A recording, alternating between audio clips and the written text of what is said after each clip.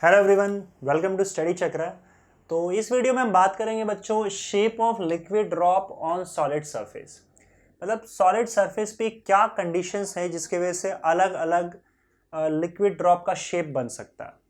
तो जनरली इस टाइप के दो ड्रॉप के शेप हम यहाँ पे देख रहे हैं, इस तरीके से बन सकता है। और हम लोग को पता है इस केस में हम लास्ट वीडियो में देख चुके हैं कि इस केस में आपका जो एंगल ऑफ कॉन्टैक्ट है वो एक्यूट होता है और इस केस में एंगल ऑफ कॉन्टैक्ट ऑब्ट्यूस होता है। पर इसके कंडीशंस है, क्या कंडीशंस है, कब एंगल ऑफ कांटेक्ट एक्यूट होगा और ऐसा शेप मिलेगा आपको, और कब एंगल ऑफ कांटेक्ट ऑब्ट्यूस होगा और ऐसा शेप मिलेगा, ये हम लोग चेक करते हैं। ठीक है, तो यहाँ पे हम लोग फोर्सेस के टर्म्स में, सरफेस टेंशन के फोर्सेस के टर्म्स में बात करेंगे और मैं इस चीज के लिए बात कर रहा हूँ और वो जो इक्वेशन आएगा वो इसके लिए भी वैलिड होगा। राइट, तो यहाँ पे एक काम करते हैं, ये जो पॉइंट ऑफ कांटेक्ट है, यहाँ पे देखो ये वो पॉइंट ऑफ कांटेक्ट है जहाँ पे मैं ये जो टैंजेंट ड्रॉ करूँगा तो ये टैंजेंट और ये आपका एंगल ऑफ कांटेक्ट हो जाएगा सॉलिड लिक्विड पेयर का। ठीक है, यहाँ पे देखो हमने जो सरफेस टेंशन की बात की है, सरफेस टेंशन एक्चुअली में एक सरफेस फिनोमेना है, वो किसी ना किसी के सरफेस पे होगा। लेकिन हमने जनरली बात की थी लिक्विड के सरफेस की। लिक्विड का वो सरफेस, वो फ्री सरफेस जो एयर के कांटेक्ट में है। तो एक्चुअली में अगर देखा जाए तो लिक्विड का जो सरफेस है, ये लिक्विड का सरफेस, मान लो ये लिक्विड है, यहाँ पे इसका ये फ्री सरफेस जो कि एयर के कांटेक्ट में है। तो एक्चुअली में जो ये सरफेस जिसकी मैं बात कर रहा हूँ, ये लिक्विड और एयर के बीच की बाउंड्री है। मान लो अगर यहाँ पे एयर है, जस्ट अ सेकेंड, ये एयर है और ये लिक्विड है, तो एक्चुअली में जो सरफेस है आपका, ये एयर और लिक्विड को सेपरेट कर रहा है और ये फ्री सरफेस लिक्विड और एयर के बीच में एक्चुअली में एक बाउंड्री जैसा है और इसी बाउंड्री पे सरफेस टेंशन के फोर्सेस काम करते हैं।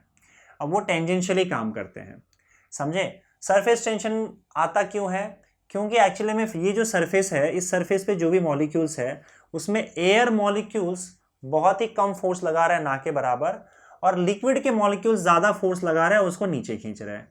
ये डाउनवर्ड कोहेसिव फोर्स के वजह से इस सरफेस के मॉलिक्यूल्स पे या सरफेस पे टेंशन डेवलप हो जाता है। लेकिन जरूरी नहीं है कि यहाँ पे जो सरफेस टेंशन है वो एयर और लिक्विड के सरफेस या बाउंड्री पर ही आए, क्योंकि बाउंड्री आपका एयर और लिक्विड के बीच में भी हो सकता है, एयर और सॉलिड के बीच में भी हो सकता है, और एयर और लिक्विड, एयर और सॉलिड और लिक्विड के बीच में भी हो सकता है, समझे। तो एक्चुअली में यहाँ पे तीन टाइप के सरफेस टेंशन के फोर्सेस हो सकते हैं, जिसमें जनरली हम लोग बाकी सरफेस टेंशन की बात नहीं करते हैं, सिर्फ हम एयर और लिक्विड के सरफेस टेंशन की बात करते हैं, जो भी हमने अभी तक किया था। लेकिन अगर सपोज करो बाकी का भी अगर हम यहाँ पे इंक्लूड कर लें, जैसे अगर मैं यहाँ पे सॉलिड का कोई ऑब्जेक्ट रख दूँ, ये आपका सॉलिड ऑब्जेक्ट है और यहाँ पे ये एयर हो गया, तो आप देख रहे हो सॉलिड का जो ये सरफेस है, फ्री सरफेस, ये फ्री सरफेस पे भी सरफेस टेंशन के फोर्सेस होंगे, क्योंकि सॉलिड के इस फ्री सरफेस को एयर के मॉलिक्यूल्स ऊपर ज्यादा फोर्स से नहीं खींच रहे, ना के बराबर फोर्स से खींच रहे हैं, और सॉलिड के मॉलिक्यूल्स इसको नीचे की ओर खींच रहे हैं। हालांकि ये जो यहाँ पे इस केस में आप देख सकते हो कि सॉलिड के मॉलिक्यूल्स नीचे की ओर खींचे जा रहे हैं, हालांकि इसका जो सरफेस टेंशन होता है इस सरफेस का वो इतना कम होता है, क्योंकि सॉलिड का जो शेप होता है वो फिक्स होता है, तो इसलिए आपको यहाँ पे negligible amount of surface tension दिखेगा। पर यहाँ पे हम इसको भी कंसिडर कर रहे हैं, तो यहाँ पे एयर और सॉलिड का जो सरफेस है, बीच में बाउंड्री है, यहाँ पे भी आपको सरफेस टेंशन देखने को मिलेगा। ये सरफेस टेंशन सॉलिड एयर के बीच के बाउंड्री के है। लिक्विड और एयर के बीच का सरफेस टेंशन ये हम ऑलरेडी स्टडी कर चुके हैं, ये तो आपको क्लियरली दिखता है। और तीसरी चीज क्या होगी बताओ, एयर सॉलिड हुआ, एयर लिक्विड हुआ, और सॉलिड और लिक्विड होगा। तो अगर मान लो यहाँ पे आपका सॉलिड है और ऊपर में लिक्विड है, तो अगेन आप अगर सॉलिड का सरफेस देखोगे जो लिक्विड के कांटेक्ट में ऊपर है, तो सॉलिड के जो यहाँ पे मॉलिक्यूल्स हैं जो कि सॉलिड के सरफेस पे है, उसको लिक्विड कम फोर्स लगाएगी, क्योंकि लिक्विड की डेंसिटी कम होती है, लिक्विड ऊपर लिक्विड के कम मॉलिक्यूल्स हैं, पर नीचे सॉलिड के ज्यादा मॉलिक्यूल्स है तो उसको ज्यादा नीचे खींचा जाएगा, और अगेन यहाँ पे नेट डाउनवर्ड फोर्स होगा। तो यहाँ पे भी इस सरफेस पे भी सरफेस टेंशन डेवलप हो जाएगा, जो कि लिक्विड और सॉलिड के बीच का सरफेस टेंशन होगा। समझे? तो there is surface tension between air solid interface, ये जो बाउंड्री है उसको हम इंटरफेस बोल रहे हैं, एयर लिक्विड इंटरफेस और सॉलिड लिक्विड इंटरफेस। समझ गए? तो यहाँ पे ये जो तीन फोर्सेस हैं वो इस पॉइंट ऑफ कांटेक्ट से हम बनाएंगे। तो यहाँ पे देखो, ये जो पॉइंट ऑफ कांटेक्ट से अगर मैं एक फोर्स यहाँ पे ड्रॉ करता हूँ तो ये फोर्स एक्चुअली में देखो लिक्विड, ये जो सरफेस है वो लिक्विड और सॉलिड को सेपरेट कर रहे हैं। इस सरफेस टेंशन के फोर्स को हम T1, force per unit length को T1 में लिख देते हैं।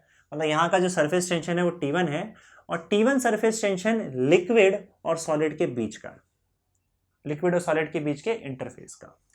वैसे ही ये वाला जो लाइन है या टेंजेंट है, ये क्या कर रहा है, लिक्विड और एयर को सेपरेट कर रहा है।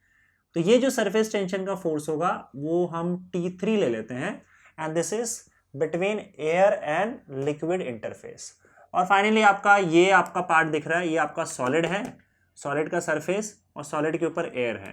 तो यहाँ पे जो एक फोर्स आएगा दैट विल बी T2, और ये सरफेस टेंशन सॉलिड और एयर के बीच का होगा।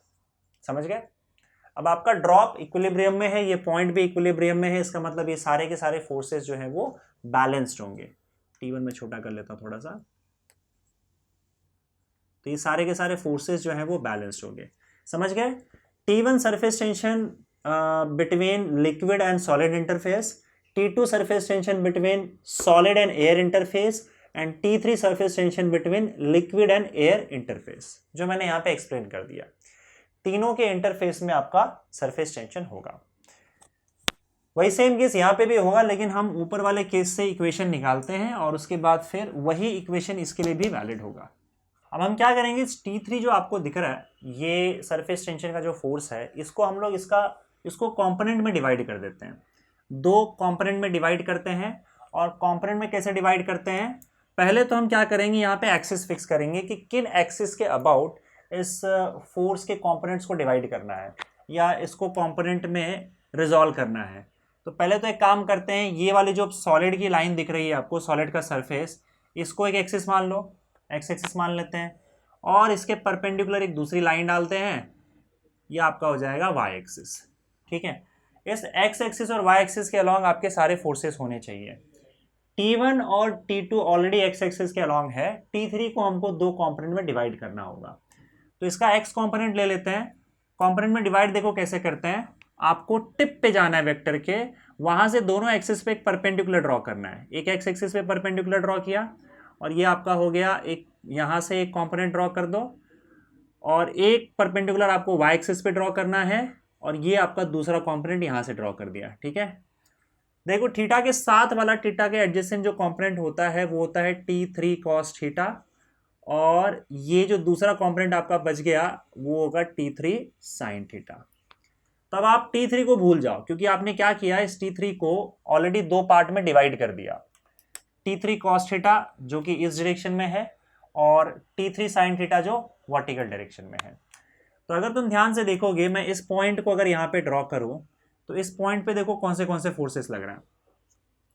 एक तो T1 plus T3 cos theta दोनों पॉजिटिव एक्स एक्सिस के अलॉन्ग है, तो यहाँ पे एक फोर्स मान लो T1 plus T3 cos theta. Okay, इसको एक काम करता हूँ, मैं यहाँ पे ड्रॉ कर देता हूँ। देखो ये वाला पॉइंट है, मैं इसको यहाँ पे ड्रॉ कर देता हूँ।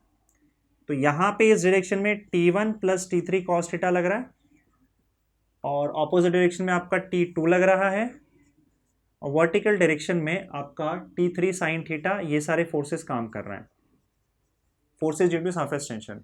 अब एक्चुअली में इसके ऊपर एक और फोर्स लगता है डाउनवर्ड डायरेक्शन में, जो कि इसका वेट होगा mg। ये वेट mg क्या करेगा, T3 sin थीटा को बैलेंस कर लेगा। मतलब जितना T3 sin थीटा ऊपर लग रहा है, उतना ही वेट इसका mg नीचे की ओर ऐड करेगा, और ये दोनों फोर्स एक दूसरे को कैंसिल आउट कर देंगे। तो अगर ये दोनों फोर्स एक दूसरे को कैंसिल आउट कर दे रहे हैं, तो x डायरेक्शन में सिर्फ यही दो फोर्स बचता है। और यहाँ पे देखो कि आपका जो ड्रॉप है वो इक्विलिब्रियम में, मतलब ड्रॉप मूव नहीं कर रहा है। तो मूव नहीं कर रहा है तो सारे फोर्सेस बैलेंस्ड होंगे। ऊपर का T3 sin theta wait mg को इसने बैलेंस कर लिया। एक्स एक्सिस के लॉन्ग देखोगे तो इसमें भी जितना फोर्स आगे लग रहा है उतना ही फोर्स पीछे भी लगेगा, क्योंकि ये रेस्ट पे है और फोर्सेस बैलेंस्ड है। That means T1 plus T3 cos theta जो है वो T2 को बैलेंस कर रहा है। सो T1 क्या है यहाँ पे, T1 plus T3 cos theta, ये बैलेंस करेगा आपको T2 को बैलेंस कर लेगा। यहां से अब देखते हैं cos थीटा का वैल्यू क्या आएगा। यहां देखो आप T3 cos theta is equal to T2 minus T1 आ जाएगा, तो T3 का वैल्यू आपका सॉरी cos थीटा का वैल्यू आपका आ जाएगा T2 minus T1 upon T3। और यहां से आपको कंडीशंस मिलेंगे कि ड्रॉप का जो शेप है वो कैसा बनेगा। तो यहाँ पे देखो कंडीशंस क्या है। सबसे पहला कंडीशन हम यहाँ पे लिख रहे हैं, इसको मैं हटा देता हूँ। पहला कंडीशन, अगर आपका देखो cos थीटा जो है वो हमेशा 1 से छोटा होगा, राइट। cos थीटा का वैल्यू 1 से हमेशा कम ही होता है। 1 से कम रखने के लिए न्यूमरेटर का वैल्यू हमेशा डिनोमिनेटर से छोटा होना चाहिए। तो हम पहले काम करते हैं, cos थीटा को पॉजिटिव देखते हैं कि पॉजिटिव कब होगा। अब देखो cos थीटा पॉजिटिव रखने के लिए T2 should be greater than T1, है ना। ये जो फोर्स T2 है कहाँ गया यहाँ पे, T2 should be greater than T1। T2 T1 से एक तो बड़ा हो, और उसके अलावा T2 अगर T1 से बड़ा होगा तो ये पॉजिटिव हो जाएगा cos थीटा। और साथ ही साथ आपका जो न्यूमरेटर है वो डिनोमिनेटर से छोटा होना चाहिए। तो T2 minus T1 should be less than T3। इस कंडीशन से आपका cos थीटा हो जाएगा पॉजिटिव। cos थीटा अगर पॉजिटिव होता है तो थीटा का जो वैल्यू होता है वो एक्यूट होता है, समझे। क्योंकि फर्स्ट क्वाड्रेंट में फिर थीटा आ जाएगा, और फर्स्ट क्वाड्रेंट में थीटा का वैल्यू एक्यूट होता है, और एक्यूट होगा तो ऐसे केस में cos थीटा हमेशा पॉजिटिव आता है। फर्स्ट क्वाड्रेंट में cos थीटा हमेशा पॉजिटिव होता है, सेकंड क्वाड्रेंट में नेगेटिव हो जाता है जब एंगल ऑब्ट्यूस हो जाए। तो थीटा अगर ऑब्ट्यूस हो तो cos थीटा आपका नेगेटिव आएगा। तो सेकंड केस देखते हैं। अब सेकंड केस में क्या होगा, देखो अगर T2 T1 से छोटा हो जाए, T2 T1 से छोटा हो जाए तो आपका ये वैल्यू नेगेटिव में आ जाएगा ना। नेगेटिव में भी इसका जो एब्सोल्यूट वैल्यू है वो 1 से छोटा ही होगा, मतलब cos थीटा का वैल्यू -1 और 1 के बीच में ही रहता है। तो इसका अगर हम नेगेटिव साइन को हटा दे तो जो एब्सोल्यूट वैल्यू है 1 से छोटा ही होना चाहिए। इसका मतलब कंडीशन में T1 minus T2 less than T3 ही आएगा। यहाँ पे T1 माइनस T2 इसलिए ले रहे हैं क्योंकि T1 T2 से बड़ा है, तो न्यूमरेटर में T1 माइनस T2 का जो भी वैल्यू होगा वो T3 से छोटा ही होगा। तो यहाँ पे आपका cos थीटा का वैल्यू जो है वो नेगेटिव आ जाएगा, ठीक है। मतलब -1 से बड़ा होगा वैल्यू, समझ रहे हो ना। -1 और 1 के बीच में ही वैल्यू रहेगा। cos थीटा का वैल्यू नेगेटिव होगा बिकॉज यहाँ पे T2 जो है वो T1 से छोटा है, और ऐसे केस में आपका थीटा जो है वो ऑब्ट्यूस होगा। मतलब ये कि अगर ये कंडीशंस रहे तो cos थीटा नेगेटिव होगा और थीटा ऑब्ट्यूस होगा, मतलब आपका ड्रॉप का शेप ऐसे दिखेगा। अगर ये कंडीशंस रहे तो cos थीटा पॉजिटिव होगा और आपका ड्रॉप जो है वो ऐसा दिखेगा, because then theta will be acute angle, तो थीटा एक्यूट होगा।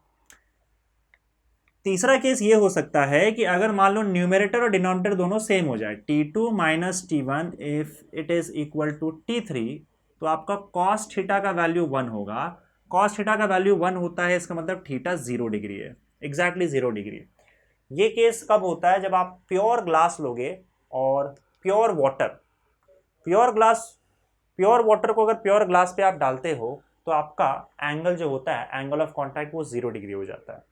ओके, देन फोर्थ केस आपका यहाँ पे देख लो। मतलब फोर्थ केस एक्चुअली पॉसिबल नहीं है।